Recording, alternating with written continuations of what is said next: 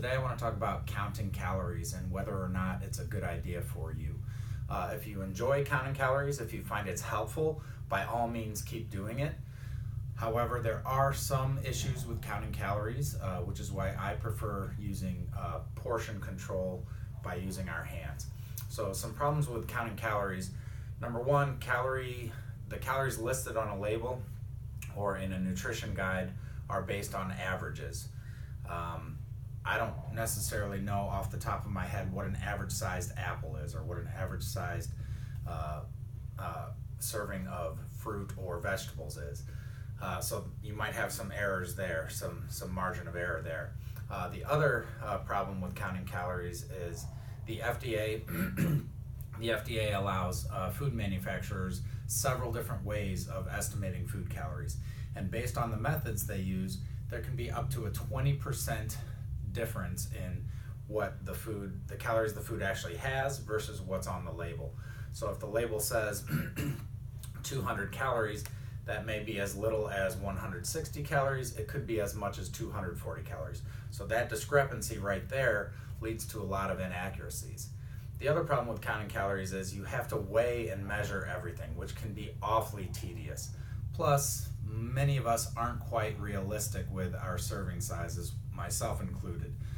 For instance, if I'm using peanut butter, if I write down a tablespoon, it's rarely a tablespoon that's leveled off. I usually get a heaping tablespoon. Even though I write down a tablespoon, that's probably at least a tablespoon and a half. So the way many of us track calories isn't all that accurate.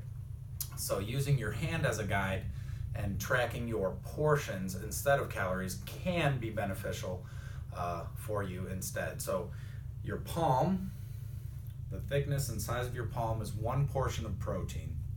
Your fist is one serving of vegetables or fruit. Your cupped hand is one serving of carbohydrates, which is a lot smaller than we're used to. If you order pasta at a restaurant, it's rarely the size of a cupped hand, right? It's usually a whole plate or a bowl full of pasta. And then your thumb is a portion of fats. So for men in general, as a starting point, 2 portions of protein per meal, 2 portions of veggies, 1 portion of carbs, 1 portion of fat at each meal. For women, 1 portion of protein, 1 portion of vegetables, 1 portion of carbs, and 1 portion of fat. And then based on your goals, after a couple of weeks, you can either bump that up or lower that a little bit at a time. Again, if counting calories works for you and you enjoy it, by all means keep doing it.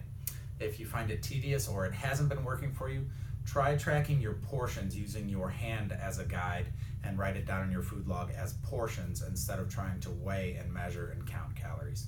Give that a shot.